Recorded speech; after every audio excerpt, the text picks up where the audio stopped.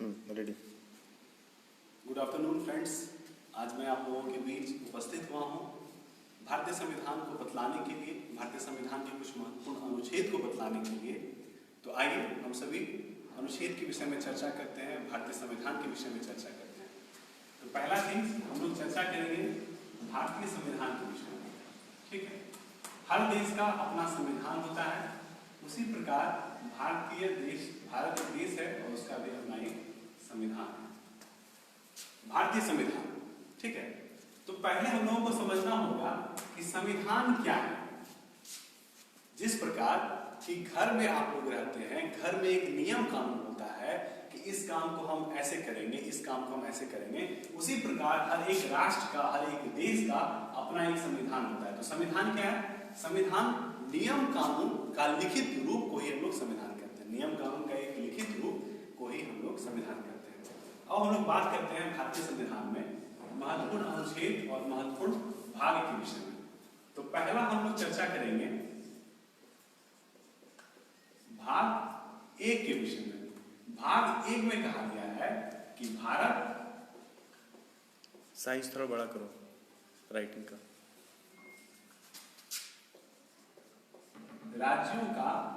भारत राज्यों का एक संघ होगा। ठीक है, भाग एक में कहा गया है कि भारत राज्यों का एक संघ होगा। ठीक है, ये बहुत ही महत्वपूर्ण चीज है। अब हम लोग बात करते हैं भाग दो के विषय में। ठीक है, भाग दो में जो रखा गया है वो रखा गया है नागरिकता। ठीक है,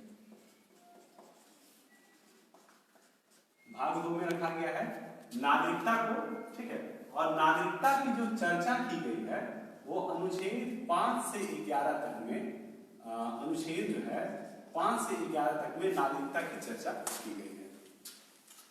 अब हम लोग बात करेंगे भाग 3 के विषय में।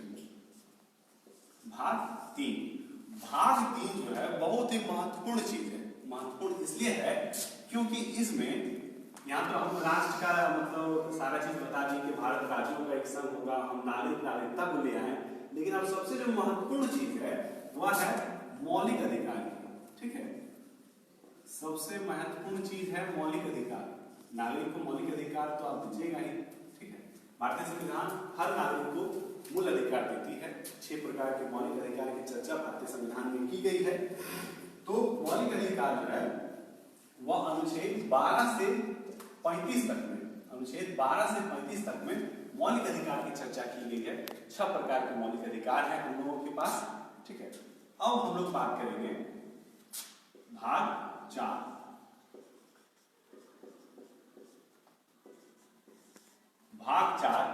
भाग 4 में जो चर्चा की गई है वो है नीति निर्देशक तत्वों की। ठीक है, भाग 4 में किसकी चर्चा की गई है?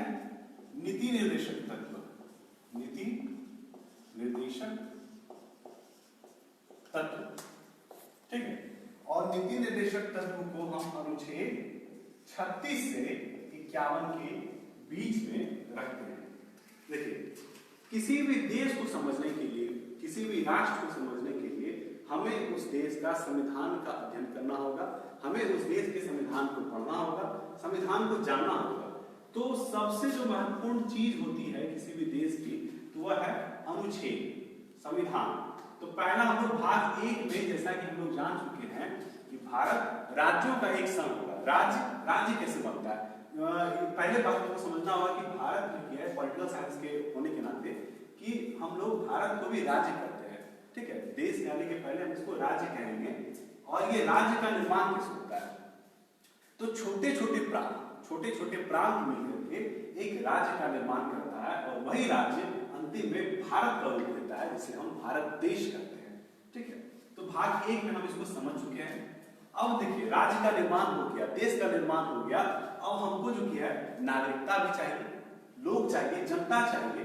तो हम लोग भाग 2 में अनुच्छेद 5 से 11 तक में नागरिक को रखते हैं, नागरिकता को रखते हैं। ठीक है, अब जो है तीसरा पॉइंट है वह है भाग 3। राज्य आ गया, राष्ट्र आ गया, नागरिक आ गया, नागरिकता आ गया। अब तीसरा जो महत्वपूर्ण चीज है मौलिक अधिकार। आप नागरिक को लाते हैं, मतलब नागरिक अगर देश में रहता है तो उसे कुछ मौलिक अधिकार भी मिलने चाहिए, उनका जो फंडामेंटल राइट्स होता है वो उन्हें मिलना चाहिए। तो यही मौलिक अधिकार है। 6 प्रकार के मौलिक अधिकार हैं और उन मौलिक अधिकारों की जो चर्चा की गई है वो अनुच्छेद 12 से 35 तक में, ठीक है, अनुच्छेद 12 से 35 तक में मौलिक अधिकार की चर्चा की गई है। अब जो है चौथा पॉइंट आता है और वो चौथा पॉइंट है नीति निर्देशक तत्व, ठीक है। और आप जानते होंगे कि नीति निर्देशक तत्वों को हम आयरलैंड के संविधान से लिए हैं। आयरलैंड के संविधान से हम लोगों ने नीति निर्देशक तत्वों को लिया है और इनकी चर्चा अनुच्छेद 36 से 51 तक में की गई है, ठीक है। तो नीति निर्देशक तत्व में क्या है? तो नीति निर्देशक तत्व जो है ये राज्य में नीतियों का निर्माण करता है, ठीक है, अच्छे नीति का निर्माण करता है जिससे राज्य का विकास हो, ठीक है। तो पहला क्या है कि मौलिक अधिकार में हम लोग किया है जनता को अधिकार देते हैं, उन्हें फंडामेंटल राइट्स देते हैं। लेकिन अब जो क्या है कि अगर मान लिया जाए इन अधिकारों का आपका हनन हो रहा है, शोषण हो रहा है, तो आप न्यायालय के पास जा सकते हैं अपने मौलिक अधिकार के संरक्षण के लिए। लेकिन नीति निर्देशक तत्व में क्या है, यह राज्य पे डिपेंड करता है, यह देश पे डिपेंड करता है कि इसको लागू करे अथवा ना करे। आप इसके लिए जो किया है न्यायालय नहीं जा सकते हैं, आप जो कि इसके लिए सरकार को बाध्य नहीं कर सकते हैं, वो आपकी आवश्यकता को देखते हुए इन नीतियों का निर्माण करेगा, ठीक है। तो 4 महत्वपूर्ण चीज है भारतीय संविधान में, ये बहुत ज्यादा महत्वपूर्ण चीज है, इनको ये कह सकते हैं कि बेसिक जानकारी है, इस जानकारी को सभी के पास होना चाहिए। तो ये 4 चीज को आप लोग अच्छे तरीके से समझिए, ठीक है। अब देखिए, अब राष्ट्र का निर्माण हो गया, संविधान का निर्माण हो गया। पहला तो हम आप लोगों को बताना चाहेंगे कि भारत के संविधान में अनुच्छेद कितने हैं, ठीक है। तो भारत के संविधान में टोटल अनुच्छेद जो है, बहुत लोग कंफ्यूज इस बात को लेकर के रहते हैं कि हमने इस किताब में यह पढ़ा कि 445 अनुच्छेद है, कुछ किताब में मैंने पढ़ा कि कुछ 400 मतलब कुछ और बढ़ गया है, 500 हो गया है अनुच्छेद। लेकिन नहीं, अगर आप जो कि है सही रूप से अगर अनुच्छेदों की संख्या की अगर चर्चा करते हैं तो टोटल अनुच्छेद 395 अनुच्छेद हैं, 22 भाग हैं, 22 भाग और 12 अनुसूचियां हैं, ठीक है। भारतीय संविधान में 395 अनुच्छेद हैं, 22 भाग हैं, 12 अनुसूचियां हैं और भारत का संविधान पूरे जो कि है पूरे विश्व में सबसे बड़ा लिखित विस्तृत, मतलब कह सकते हैं ना कि इसमें इतनी अच्छी मतलब इतने अच्छे प्रकार से इसको बनाया गया है और इसको बनाने में लगभग जानते हैं कितना समय लगा है? 2 वर्ष 11 महीने और 18 दिन का समय लगा, 2 मंथ्स। देखिए 2 साल 11 महीने में जब संविधान बनेगा तो आप समझ सकते हैं कि कितना विस्तृत संविधान बनेगा, कितना अच्छा संविधान बनेगा। देखिए पहले जो किया ना 7 प्रकार के मौलिक अधिकार की चर्चा की गई थी, इसमें संपत्ति का अधिकार को रखा गया था, लेकिन समय रहते उसमें संशोधन किया गया, उसमें बदलाव किया गया और जो संपत्ति का अधिकार था उस संपत्ति के अधिकार को हटा दिया गया और 6 प्रकार के मौलिक अधिकार हैं। तो इसी प्रकार की है संविधान का निर्माण हुआ, 2 वर्ष 11 महीने 18 दिन का लंबा समय लगा, लगभग 3 वर्ष। इस 3 वर्ष में संविधान का निर्माण हुआ। हमने अनेक ऐसे चीजों को अलग अलग देशों से ग्रहण किया है, नीति निर्देशक तत्व, मौलिक अधिकार, नागरिकता व अन्य ऐसी मतलब अनेक अनुच्छेद हैं, अनेक पद हैं जिसको हमने विश्व के कोने कोने से अध्ययन किया और उनको अपने अंदर लिया कि हमारा संविधान एक अच्छा संविधान बने, एक लिखित रूप में अच्छा संविधान बने। देखिए लिखित संविधान का जो है ना 2 रूप होता है, इसको मैं मिटा देता हूं।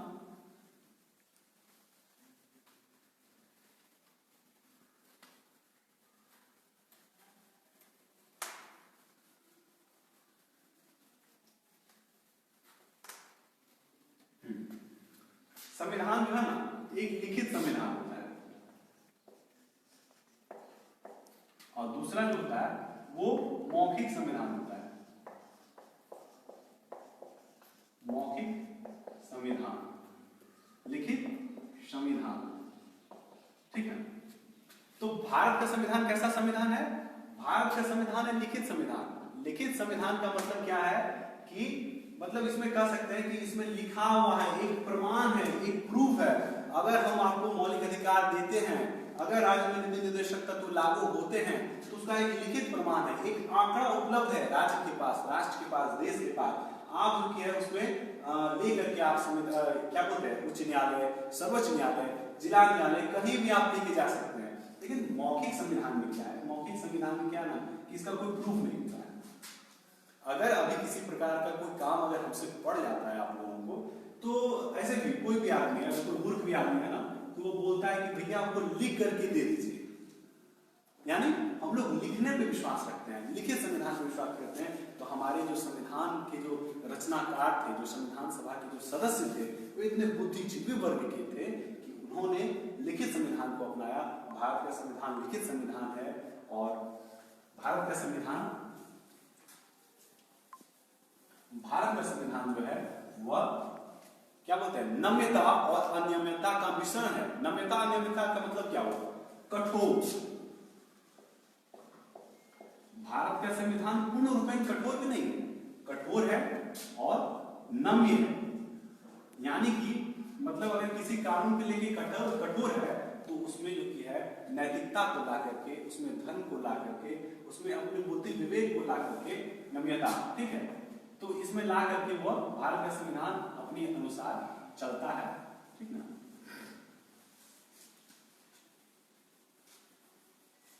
अब देखिए ये चार चीज हमने बता दिया, पहला भाग 1, भाग 2, भाग 3, भाग 4। अब मैं कुछ महत्वपूर्ण अनुच्छेद की चर्चा करूंगा। अब देखिए ये महत्वपूर्ण अनुच्छेद बहुत ही मतलब अच्छी अनुच्छेद है जो आप लोगों को जानना चाहिए। तो भारतीय संविधान के पहला नंबर में भारतीय संविधान के अनुच्छेद, ठीक है, अनुच्छेद 58 की चर्चा करेंगे, ठीक ना। भारतीय संविधान के अनुच्छेद 58 में क्या है, भारतीय संविधान के अनुच्छेद 58 में कहा गया है कि भारत संघ की कार्यपालिका के प्रधान को राष्ट्रपति कहेंगे। यानी अनुच्छेद 58 में राष्ट्रपति को रखा गया है। किसे रखा गया, राष्ट्रपति, जिसे भारत का प्रथम नागरिक कहते हैं। राष्ट्रपति के पास हर प्रकार की शक्ति है, कह सकते हैं सेना की शक्ति है, न्यायालय की शक्ति है, मतलब देश का जो है ना सर्वोच्च अगर कह सकते हैं तो राष्ट्रपति को कह सकते हैं। इसके सिग्नेचर से, इसके मोहर से हमारा देश चलता है, हमारा संविधान चलता है, ठीक ना। तो अनुच्छेद 58 में कहा गया है कि कार्यपालिका संघ, भारत संघ की कार्यपालिका के प्रधान को हम राष्ट्रपति कहते हैं। अब हम लोग दूसरा जो महत्वपूर्ण अनुच्छेद है उन अनुच्छेद की चर्चा करेंगे। दूसरा महत्वपूर्ण अनुच्छेद, अनुच्छेद 63, ठीक है। अनुच्छेद 63 में क्या कहा गया है कि भारत में अपना एक उपराष्ट्रपति होगा। यानी कि राष्ट्रपति अनुच्छेद 58 के अंतर्गत आ गया और अब इसके जो किया उपराष्ट्रपति की चर्चा जो किया है अनुच्छेद 63 में हमारे संविधान में कर दी गई है। अनुच्छेद 63 में उपराष्ट्रपति का पद है। अब हम लोग आते हैं एक और महत्वपूर्ण अनुच्छेद है, अनुच्छेद 74। शायद देश का प्रत्येक व्यक्ति अनुच्छेद 74 से परिचित होगा। अनुच्छेद 74 में क्या कहा गया है, अनुच्छेद 74 के अनुसार यह कहा गया है कि राष्ट्रपति को उनके कार्यों में संपादन करने के लिए, उनके कार्यों में सहायता देने के लिए एक मंत्री परिषद होगा और उसका प्रधानमंत्री होगा। यानी कि अनुच्छेद 74 में कहा गया है कि राष्ट्रपति के कार्य, ठीक है, राष्ट्रपति के कार्य में मदद के लिए एक मंत्री परिषद होगा, एक मंत्री परिषद होगा जिसका प्रधान कौन होगा, जिसका प्रधानमंत्री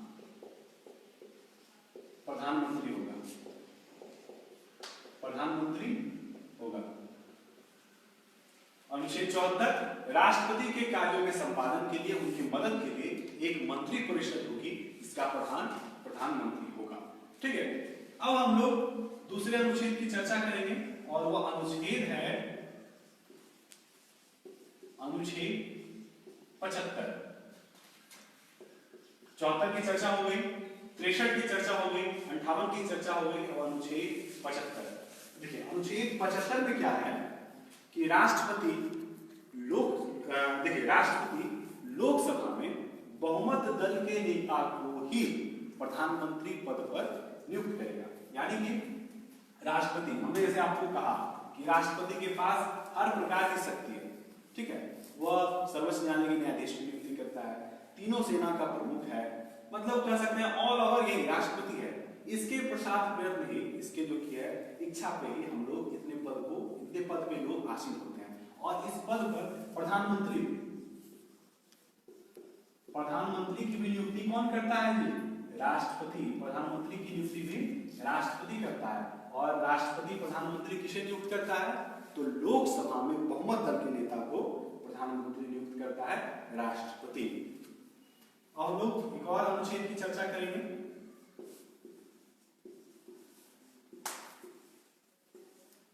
और वो अनुच्छेद है अनुच्छेद 76। अनुच्छेद 76 में किसकी चर्चा हुई है? तो भारत के महानिवासी, जिसको अटॉर्नी जनरल भी कहते हैं, अटॉर्नी जनरल ऑफ इंडिया, इसकी नियुक्ति जो है राष्ट्रपति करते हैं।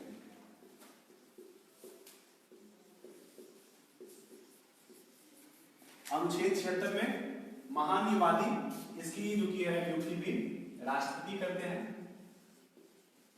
देखिए सबसे महत्वपूर्ण है इन अनुच्छेद को जानना, आपके लिए सबसे ज्यादा महत्वपूर्ण है इन अनुच्छेद को जानना। आप भारत में रहते हैं, भारत देश में आप निवास करते हैं, और जो मूलभूत जो अनुच्छेद हैं, जो ऐसे अनुच्छेद हैं जिसकी जानकारी प्रत्येक लोगों को होनी चाहिए, चाहे आप इस विषय वस्तु से, अब वैसे भी कहा गया है राजनीति से सभी का ताल्लुक है, राजनीतिक विज्ञान से सभी का ताल्लुक है, क्योंकि राजनीति से देखिए मैं इसको कुछ अच्छे तरीके से मैं बता देता हूं कि राजनीति से लोगों को लगाव इसलिए है क्योंकि इसके पीछे एक बहुत बड़ा रहस्य है। अब मैं इसको मिटा करके आप लोगों को बताता हूं कि राजनीति है क्या।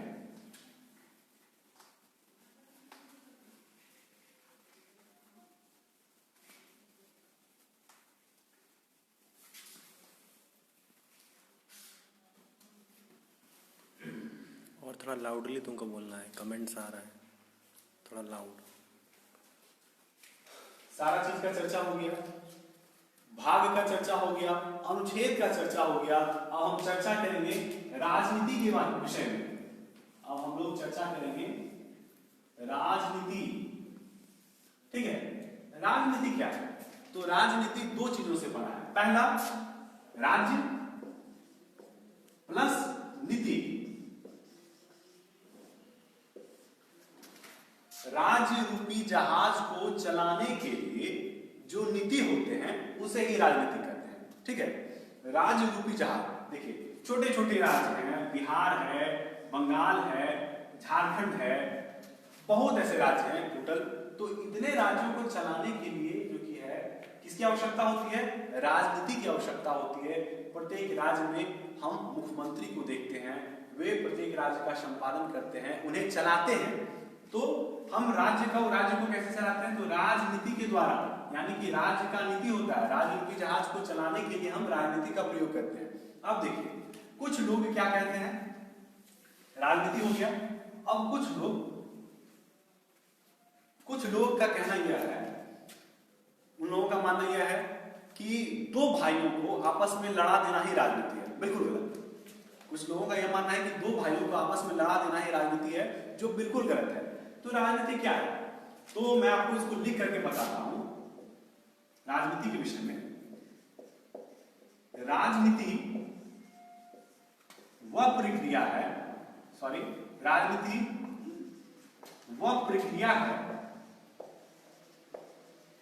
जिसके माध्यम से मानव समाज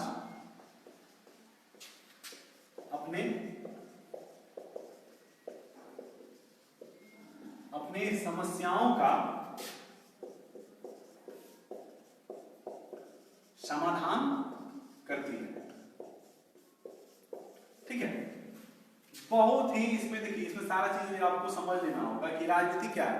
तो राजनीति वह प्रक्रिया है जिसके माध्यम से मानव समाज जो है, देखिए इसको मैं अंडरलाइन करता हूं, राजनीति वह प्रक्रिया है जिसके माध्यम से मानव समाज अपनी समस्याओं का समाधान करती है। ठीक है, दो भाइयों को लड़ा देना राजनीति नहीं होता है, इनको राजनीति को आपको समझना होगा। राजनीति एक बहुत अच्छी विषय है, इसको आपको समझना होगा। तो क्या है राजनीति, क्या है? तो राजनीति वह प्रक्रिया है जिसके माध्यम से मानव समाज अपनी समस्याओं का समाधान करती है। समाधान करने के लिए जो मानव समाज है, समाज में जो समस्या है उसके समाधान के लिए हम राजनीति में आते हैं, राजनीति जहाज को चलाते हैं और राज्य के नीति निर्देशक तत्व ही राजनीति का निर्माण करते हैं। ठीक है, तो हमें समाधान, आपने अब्राहम लिंकन की वो प्रख्यात जो उनका जो कोटेशन था उसको आपने पढ़ा होगा कि जनता के द्वारा जनता के लिए शासन। तो शासन कौन कर रहा है? शासन में कौन है? शासन में जनता है। ठीक है, शासन में जनता कैसे? आप देख सकते हैं लोकसभा का चुनाव होता है और उसमें सदस्य जो की है अपना अपना वोट देते हैं, हम जनता वोट देते हैं, मताधिकार की व्यवस्था है। हम लोग वोट देने के बाद एक जो की है प्रधानमंत्री की नियुक्ति करते हैं, हम राज्य में मुख्यमंत्री की नियुक्ति करते हैं, गांव में हम मुखिया की नियुक्ति करते हैं। यानी कि देश को चलाने के लिए, राज्य को चलाने के लिए राजनीति का प्रयोग होता है। इसलिए आप कभी भी यह नहीं बोलेंगे कि दो भाई को लड़ा देना राजनीति है, यह बिल्कुल गलत हो जाएगा। बल्कि सही स्टेटमेंट यह है कि राजनीति राज्य समाज में जो समस्या उत्पन्न हुई है उसको समाधान करने के लिए हम सत्ता में आते हैं और अपनी समस्याओं को समाधान करते हैं, उसे ही हम राजनीति कहते हैं। ठीक है, पढ़ाते पढ़ाते ही आप लोगों को मैंने राजनीति के विषय में भी बतला दिया। अब मैं पुनः जो मेरा विषय था महत्वपूर्ण अनुच्छेद के विषय में, मैं पुनः उसको लौट रहा हूं। तो मैंने आप लोगों को अनुच्छेद 76 तक बतलाया था, महानिवासी तक बतलाया था। तो अब मैं देखिए संसद के कितने सदन हैं? तो संसद के 2 सदन हैं। ठीक है, संसद के 2 सदन है, लोकसभा और राज्यसभा। राष्ट्रपति भी कह सकते हैं क्योंकि उनका सिग्नेचर बहुत अनिवार्य होता है, उनका मोहर लगना बहुत जरूरी है। तो देखिए अब हम लोग बात करेंगे संविधान के अनुच्छेद 80 के विषय में। अनुच्छेद 80 में क्या कहा गया है? अनुच्छेद 80 में राज्यसभा की चर्चा की गई है। अनुच्छेद 80 में किसकी चर्चा की गई है? राज्यसभा। राज्यसभा में सदस्यों की संख्या कितनी है? 250 सीट है, टोटल सीटों की संख्या 250 है राज्यसभा में।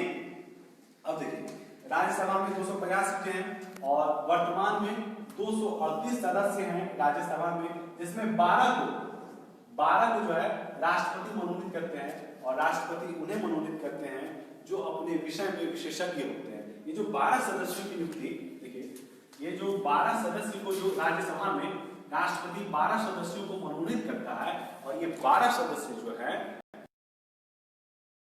रहते हैं अपने विषय में विशेषज्ञ रहते हैं, उन्हें राष्ट्रपति मनोनीत करते हैं। देखिए अनुच्छेद 80 में राज्यसभा, सिंपल सा है। राज्यसभा का जो की चर्चा अनुच्छेद 80 में किया गया है, इसको समझना ज्यादा भारी नहीं है। 250 सीटें हैं राज्यसभा में, ठीक ना।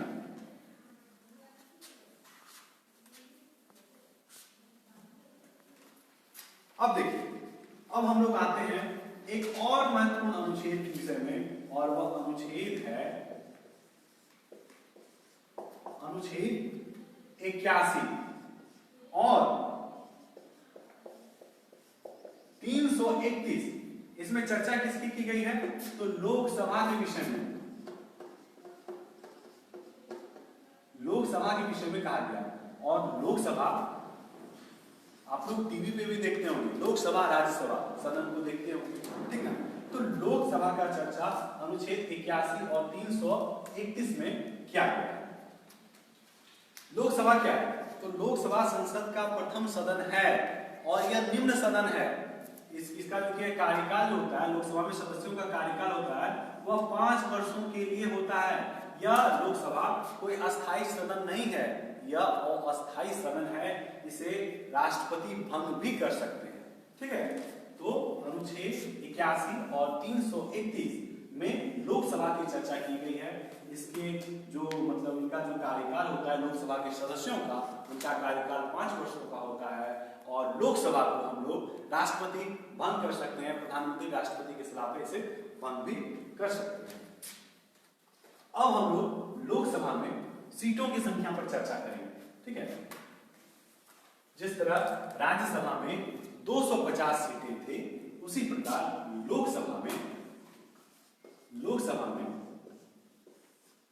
552 सीटें हैं।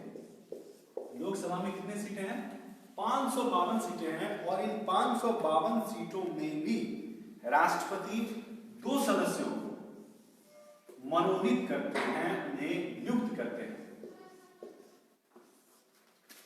लोकसभा में 552 सीटें हैं, 2 सदस्यों को राष्ट्रपति मनोनीत करते हैं और ये 2 सदस्य जो हैं वो आंग्ल भारतीय हैं, ठीक है। आंग्ल भारतीय किसे कहते हैं? रिफ्यूजी, यानी जो दूसरे देश के जो लोग आए हैं, जो शरणार्थी हैं, जो भारत में बस गए, उसे राष्ट्रपति मनोनीत करते हैं 2 सदस्यों को, ठीक। अब देखिए देश का संविधान का जो निर्माण हो गया, आपको मौलिक अधिकार मिल गए, आपको नीति निर्देशक तत्व मिल गए। अब जो सबसे महत्वपूर्ण चीज है वो आप लोगों के दिमाग में आ रही होगी, मैं उसकी भी चर्चा आप लोगों के बीच में कर रहा हूं। न्यायालय, कोर्ट, देखिए न्यायालय,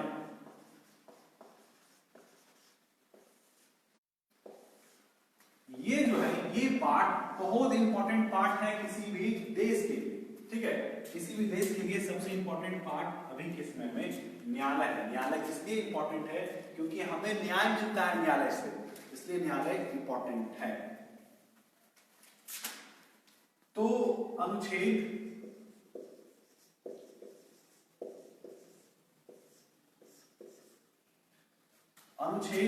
214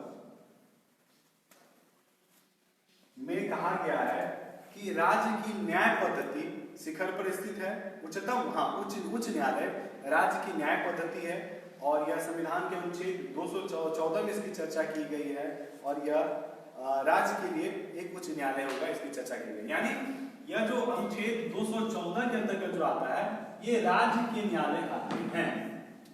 प्रत्येक राज्य में एक हाई कोर्ट होगा, इसे अनुच्छेद 214 के अंतर्गत रखा गया है। अब राज्य में हम चर्चा करते हैं